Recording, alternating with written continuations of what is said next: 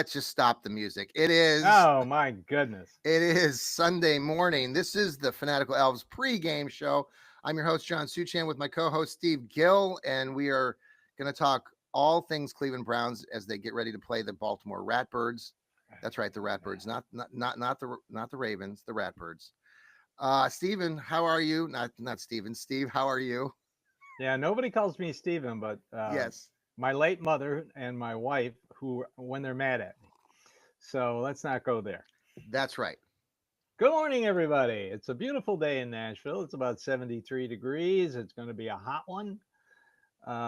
If you're going down, if you're here in Nashville and you're going to go down to the Titans game, there's no place to park. They're building a stadium. So it's right up next to it. I mean, they took out the entire parking lot. Oh my gosh. So yeah, you got to walk like a mile. Ugh. Uh, well, Well, we planning. got to get our steps in, so that's good. Yeah, that's true. Yeah, going to Baltimore. The By the way, if there are any children watching, just You for might, about a couple seconds, just earmuffs, please. yes, please don't As I listen. as I wrote in my article, pre-article, this whole celebration just shows their assholeness. I don't know if that's a I, word. I read that. If it's got to be a word because it applies here. I mean, give me a break. I saw that word. You used the word. Well, we talked about Chris Canty being a dick. He I is. liked your assholeness wordage in your It's now article. a That word, was and yes. it applies to Baltimore right now. So I went on last night on my show, the Johnny Cleveland podcast, late last night. If you didn't catch it, tune into that or listen to it if you get a minute. I did talk about Browns fandom. I know there's been a lot of this and that about being a Browns fan, so I think it's worth a listen. But this whole thing that is happening here today, and for you and me, Steve, and our group that's in our age bracket, this means this game in particular, because of the celebration that they're having, this jamboree, this party in our faces. It means a little bit more to you and me. I think my explanation, and I think you understand this too, and it's no fault of the players or even the coaches. I think we all want. I know I can speak for myself. I want the coaches and the players to all go in there with their head on fire and just ready to tackle the crap out of these guys and pummel them. But you listen to the coaches this week, you listen to the players. I mean, I heard Miles Garrett say he's won with the city and all, but you listen to other players, they weren't born. Most of these players, there were only like 3 or 4 players that were born before 1996, including Joe Flacco. So I think Joe Flacco knows a little bit about the significance of what happened because he played for the Ratbirds all those years and won a Super Bowl with them. So it's going to be I know I'm going to be very emotionally invested in this. Steve, how are you feeling that? I mean, obviously you used the word oh yeah, assholeness. yeah. I mean, I was president of the Middle Tennessee Browns backers during this, and I had heard rumors. And by the way, Tony Grossi kept saying the other day that there was no internet back then. Yes, there was internet. There Yes. wasn't social media. I mean, Yes. there were chat groups, but no Twitter, no Hmm. Instagram. There were no social media, but there were chat There groups, was and you internet. could Yep. go in and Yep. vent and like-minded individuals like me. And I tell you, I couldn't believe it. I had heard rumors that he was going to do it, and he kept denying it, denying it, denying it. And the city tried. I know he hated Jacobs Field, well, Progressive Field, but they had offered to make that a multi-use Hmm. stadium before they built it, football and baseball. But he didn't want to do it. Modell didn't want to do it. He wanted his Hmm. own palace, and this whole behind the scenes um, skullduggery or assholeness by the city officials and the state officials of Maryland. I mean, it's just dirty. It's dirty. Dirty. Hmm. And you can't do that. When that You just can't do that. when I And went they back. don't care. They don't care. They had their team taken away, even though Hmm. Ursay kept telling them at the time, hey, I'm going to move if you Hmm. don't do this. Hmm. but he in and out. I think his lease had expired, Hmm. so he went How out in the about middle of the night. the This guy game? just So go back in time because I want some clarification, and you're good at the history, remembering this more specifically, and I kind of do, but I bits and pieces of it. In that game in '95, when the Browns ended the season in Cincinnati, I went back and they had a little clip of it, the last 5 minutes, and I watched that again last night. And at that moment in time, that's the end of the '95 season. It was probably a December game or maybe early January. The announcers and Bob Costas still were not reporting at that moment. They didn't know. They were even saying that, would they be coming back to Municipal Stadium? So there was some those factors, like those facts that you just mentioned, that was not made public. I was the announcement made in February of '96. Was that when they had the big shindig in the no, it parking lot? was And made no, during the season in 1995. that they were going to Baltimore. Yeah, in a parking lot in Baltimore, Okay, so they and found that they they were held going. up the signs that said Baltimore Browns. I think what wasn't I'm okay. So what wasn't The Browns were decided? like 3-2, and they were playing well. They just came off a Right. playoff season in Exactly. '94. They were playing well, and all of a sudden, I think it was October You're right. of And '95, I guess, and yeah. ESPN covered it live. I was at work, and I had a TV, and I turned it on because I just couldn't believe it.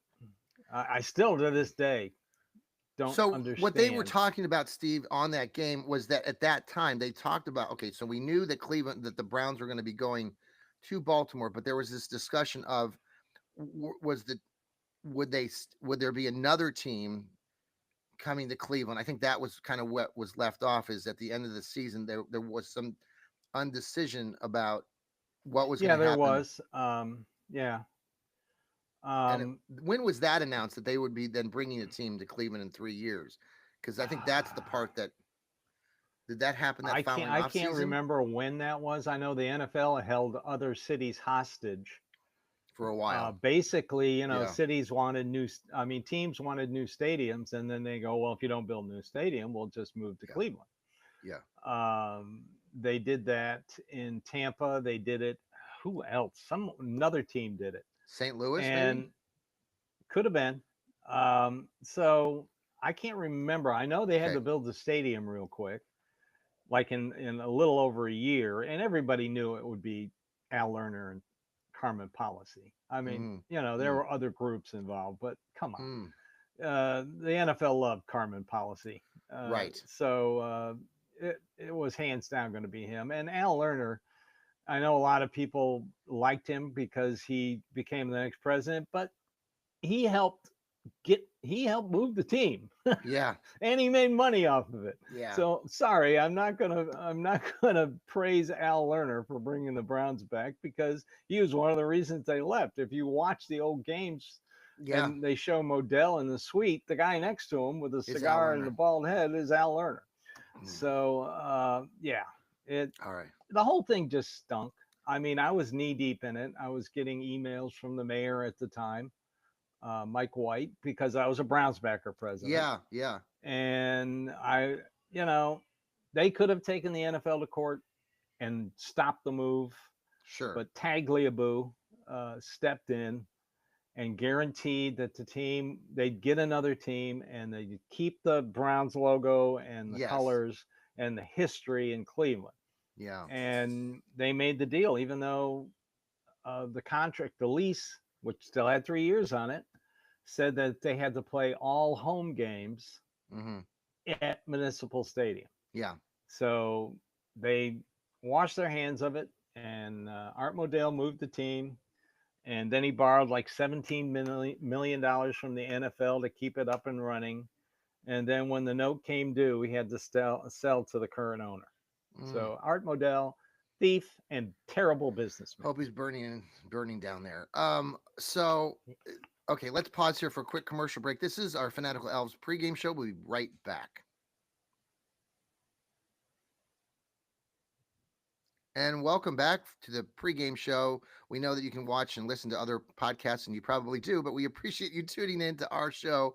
this morning listening to us as we prep you for the big game this afternoon at 1 o'clock as the Browns play the Baltimore Ratbirds. We've been talking a little bit about what happened. I get it at noon, so Oh yeah, apparently I'm you going get to it get an early. I hour know, right? early. Yeah, and it ends an hour earlier. Right. I know. Living in Kansas all those years. Shout out to the Oz chapter of the Browns backers in Wichita, Kansas. Some of them actually, I found out, the president of the club, Josh, and his family, and some others from Wichita are going to be coming to the November 30th game when the Browns play the San Francisco 49ers. So looking forward to that. Maybe getting to see some of them when they come here to town. So Browns backers around the globe are great. I did see a video, Steve, and I was looking for you in the posted video of the Middle Tennessee Browns backers this week that they came out Middle with it. Tennessee Browns backers. Were you in that video? Did you see the video that was circulating this week? They showed somebody put something together down there in Nashville. Oh yeah, that's one of the board members, Don Schmelhouse. Where do you He sit? I does was all trying to the. figure out where you might be sitting. I Right was there. outside. Oh, They were really you? didn't get me on that. They got me Okay. the pregame show. They got me, they filmed That's the quite draft the. party. You got quite the. So That's quite the setup there. We don't have quite as many. We have they probably had 60 people at the Wichita backers, which is a really good gig for them. It was back in the day we would do like there would when the Browns were really not doing so well, there would be a group of us. I think we called us the Fantastic or the Elite Eight or something. Like there would be 7 or 8 of us just that would huddle around this one table in front of the TV because we were the regulars in those years where the Browns were winning 1, 2, 3 games, 4 games here. So it really they've done a great job of promoting. I mean, Browns backers around the globe, and you did a great job. Your group there in Middle Tennessee does a great job, I'm sure, of promoting and getting Cleveland fans to come out. 1988 is when we started. Yeah, it's really something. I guess that's the thing, Steve. And I know I don't want to go down this too deep, but I did talk about this on my show, and I know where this is our pregame show. But there's after this Browns game with Cincinnati, it was a really tough loss, and it was a heartbreaker. It's one of those things where people that are Browns fans, everybody reacts differently. Steve knows that I tend to have my emotions on my sleeve, and I was pretty crabby and say some stupid stuff after these games. But what happens though is that when we start dealing with other Browns fans, some of us Browns fans, have a difficult time dealing with a Browns fan like myself who might be on an emotional roller coaster. But I guess Steve, just in the end, I mean, we're all Browns fans. We're all rooting for the same team, and especially some of us who have been fans for decades, like us. We're going to have some moments where it's very disappointing, and it's the same old Browns thought that comes in your mind. But I got over it. I'm looking forward to this game, but it bothers me to see so many of these fans out there who like to bash other fans and say that they're not quite they're not really a fan, which is like none of us should be speaking for anybody else. And so the fact that I may react to things differently doesn't necessarily mean that I'm any less of a fan. Now, I did say, Steve, in my show last night that there are some Browns fans, and Steve knows this, in La La Land on social media land, that there are fans who are just continually negative, and they're trying to find anything to either bash Stefanski or the owners or anything, and it's that can be overwhelming. Yeah, they're not happy unless they're unhappy. I can't live my life like that. I'm 67 years old. I got maybe 20 years, if I'm lucky, if at least 20 years left. But knowing my family history, I probably could go over that. Well, So I hope so. Me too. I'm not ready yet. That's right. Came close twice, but I'm not ready yet. So yeah, it's ridiculous. I've told fans they'll Phil Savage line. Well, if you don't like it, go root for Buffalo. And everybody gets that joke. Apparently not everybody, but anyway, we're Browns fans. We suffer together. We have joy together. So That's the way I look at it. And if you're going to come in here and preach hate and negativity, I'm not going to listen. So, but anyway, John, Yeah, did you hear there's a game today? there is a game. Yeah, let's get away from the psychology and the counseling of this of us Browns fans. There is a game, and Breathe. you mentioned Lamar Breathe. Jackson and putting pressure on him. We talked about it with Sam the other night, and it really is true. And the Browns are 4-4 over the last 4 seasons against the Ravens. We beat them last year 29-24 in a game in October. We beat them the year Yeah. before coming from behind 33-31 in their house, which is where we're playing this game. So those of you who are really, dreary, and I know that they're a 12 and a half point underdog. Oh, Now, went back up to 12 and a half. that last night when I looked, it was 12 and a half on the Wow. one of the websites, the sports book or not FanDuel, but the other one. Boy, So that's disrespect. 12 and a half seems a real stretch. I mean, I don't agree with it. If you want to look back at the last several games, I mean, yes, we did lose to them in week 17 last year when Bailey Zappi was quarterbacking and Yeah, the Dorian guys Thompson had checked Robinson. out. They were all had Yeah, their it was 30 to reservations for. yeah, that was it was exactly. So this is I can't imagine this is going to be a 12-point game, and I feel very confident that if this team can get off on the right foot and not make too many mistakes early, that this game's going to come down like many of these games in our division, and we're going to be right there for the victory. Uh, yeah, like I wrote in my article that was out yesterday, my preview article. I ended it with, "Wouldn't it be interesting if our field goal kicker kicked the game-winning field goal?" Karma. Now that would be karma, and I know I've heard a lot of people tell me, "Well, there's no karma in sports," and I'm like, "Oh yeah, there is karma Eh, in sports." Yes, yes. there is. So yeah, like I said, you can't chase Lamar Jackson. I Mm, mean, that's a losing strategy. So you got to show him that you might blitz and then back out of it, and then just pressure with four. mm-hmm, But you got to compress the pocket. mm-hmm. And a lot of people say, well, you gotta blitz him. No, you can't blitz Yeah, Lamar Jackson. If yeah. he feels it, he's going to take off running, and that's where he's really dangerous.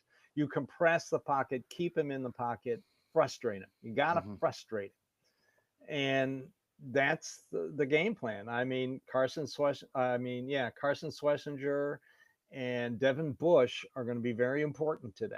mm-hmm. Um, just that front seven is going. I wish Michael Hall was playing because he adds a little bit more, a Yes.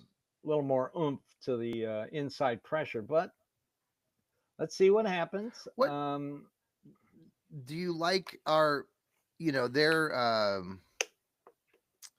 what should we expect from them? I mean, Lamar on offense last week they scored all these points like you mentioned in your article. Browns only scored, 16, but I don't I, what do you expect from them offensively? I mean, they're going to use Lamar. Are they going to primarily focus on the Oh, run, mix it up? I'm pretty sure they're going to come out and try to establish a run, but it wouldn't surprise me if they come out throwing the ball around. Mm-hmm. And then we got to rely on Greg Newsome and Denzel Ward, who did a hell of a job Mm-hmm. against the Cincinnati wide receivers. So I like to see a little bit more aggressiveness in covering the tight end. Noah Fant last week went Mm-hmm. crazy on that first drive, but then they shut him down. I like the adjustments they made Mm-hmm. in game and at halftime. A player I'm really interested to watch is Isaiah McGuire. I was going to He's going mention up him because he against could have a hell of a game. I'm he's sensing going that. up against a guy who's 6'6", 300 pounds, but he's not that athletic. Mm-hmm. And McGuire was just everywhere Well, the last week. He attention was on stopping the on. run, and he was pressuring. And Mm-hmm. he's one I'm going to watch. On offense, Yeah, I was going let's to see ask if you the about white. this. Yep. Let's see how much they play Quinshon Junkins. I'm sure he's going to be on a pitch count. Don't want to hurt him. I Mm-hmm. mean, Mm-hmm. he didn't didn't play in the preseason, didn't go with the scrimmages. So this will be his actual first time live NFL hitting. So unless Baltimore misses him a lot, which I hope they do. I said Um, last night 8 to 10 carries, maybe. maybe. Yeah, Dil- 15 to 20 offensive snaps. They may use him as a decoy, Dylan but Sampson last week, 12 carries, 8 catches, just really a great yeah, he is game. phenomenal. They could have used him in that Tennessee game last night. Man, I bet you weren't unhappy about that. Kid missed that field goal at the end. Well, I don't know if you saw that live. I saw it live when they when played Vandy Georgia. wins and UT loses, I'm a very happy fan. Oh, I can't imagine. I know. I thought of Steve immediately when I saw Vanderbilt was crushing South Carolina. Crushing. Crushing. South Carolina. Well, Vanderbilt is a really good team, and they've never. Your alma mater never gets what? They got pavied. Yes, they just don't get enough credit. They better be in the top 25. Yes, I agree. Better. Them and Georgia Tech should be in the top 25. Oh, Georgia Tech with weird the big because win. Yeah, these two teams, Georgia Tech and Vandy, went into South Carolina and beat the two biggest schools there, Clemson and South Carolina. Yes. And these two teams played each other in the Birmingham Bowl. So I found that interesting, which Vandy won, of course. So I found that interesting. I watched that game early. I couldn't believe Georgia. Vanderbilt. Now Vanderbilt, they still have that basketball court that where they have the benches on the ends. They have the benches on the ends, and it's elevated floor. Yes. So if you sit down in the first couple rows, this is how you're watching basketball. Because I always got there. I had my student activity card. Okay. I would always get there early, and I took this friend of mine who, at the time, he was in a bad car wreck. Okay. Way prior to that, and he lost one of his legs. Oh. So we'd come up to the arena, and we'd go in and wait at the table, and they'd see him standing there on crutches, and they'd go, "Come here, you guys go in first." Right. So I was always like first, second row at basketball games when I went with my friend Rich. Yeah. Oh my gosh. And he loved it because he was a big basketball fan, and he could yell at people, and they could hear him because we were right there next to the court. So yeah. But anyway, getting back to the game. Yeah. The Browns have to score first. No, I thought that last week when they played the Bengals and they didn't score first, but they were able to come back on a really long, impressive drive. Yeah, that was a great drive. So I would love to see him. I don't know. Kevin Stefanski likes to put the defense out first when he wins the coin toss, which, 2 years ago, that was a great strategy. And the way they played in the second half against Cincinnati, I think he'll do it again. I don't know if Baltimore wins the toss, what they're going to do. I got a feeling they'll put the offense out first, the Baltimore offense. Harbaugh, is probably still stinging from losing to Buffalo. Yeah. The way they did. So, but then again, that's his MO. He does that 2 or 3 times a season as a head coach. So yeah, Baltimore has had a history of blowing big leads. I mean, the Browns did it to them a couple seasons ago. People tend to forget that, and that was with Deshaun Watson, who we're not going to talk about. But anyway, who? Yeah, who? Yeah. One of the 4 quarterbacks that started for the Browns that year. But yeah, I can see where a lot of fans are going to think that Baltimore is going to rout the Browns, but if things go well, we've been routed by them that first year with Stefanski, like you and I've talked about. We've both mentioned first game. Yeah, and he came back 4 days later and completely changed the offense and beat the Bengals. Mm-hmm. So I just got a feeling that they're gonna win this game. It's just I don't know why. Mm-hmm. It's just one of those feelings. They're either going to get their ass kicked, or the Browns are going to win. Phil Dawson the game where I left the Browns backers. This game where we all thought it was over. Game. What now? The stanchion game. Yes. We were at a bar we were at our Browns backer bar in Franklin, Tennessee, which is south of here. And when they signaled that he lost it, that he missed it. Yeah. Everybody started to stand up except one of our members kept yelling, "No, no, no, no, no, no, no! Everybody sit down! No, no, no, no, no! Right. Wait until the replay. He made the field goal." And I'm going, "What?" It bounced back into. He said, "No, no, no! Sit down, everybody! Sit down! Watch, watch!" So we all sat back down, and we're sitting there, and I'm going, "Oh my god!" It went through and bounced back onto the field, Yes. and that sent it to overtime. And then the Brian, whatever his name was, the head coach. God, what was his Um. name? I still hate him to this day. Oh. He actually kicked off to Josh Cribbs, and Cribbs had a big return. Put Yes. him around midfield. Yes. I I'm remember sitting that. there going, why would Well, I saw the you replays kick? after. I didn't see it live, but yeah. Why would you kick Josh Cribbs? And even one of the announcers said, "Oh, that wasn't a good idea." What was his So name? yeah, Bill. Bill. We're both gonna be. I've We're erased him from stumped. my memory because But he it's was funny such a because I got home and douchebag. I remember getting home. I missed everything at the end of the game, and the Browns had won. And people started. I don't know if we were. What year was that? 2007, 8, 9, something in that time That frame. was that was the year that they won 10 games but didn't make the playoffs. 2007. I think it was Yeah, because of the 2007. deal between Tony Dungy and Jeff Fisher. Wink, Right. wink, nudge, nudge deal. Right. Screwed the Yeah, Browns. I've learned not to leave a Browns game, and I mean another. Well, it didn't work in our favor, but you think about it. Joe Flacco, who was playing for the New York Jets, the opening home game for the Browns back in what, Uh, 2022 or 2023? No, 20, was it 22 maybe? That 22. Yeah, and Nick Chubb goes in and scores it, but we missed the extra point because our field goal kicker stuck then, and we were up Cade York. 13. Cade York, and we then lost as Joe Flacco mounted the comeback. So Joe Flacco's been involved with Cleveland Browns history quite a bit. Yes, he has.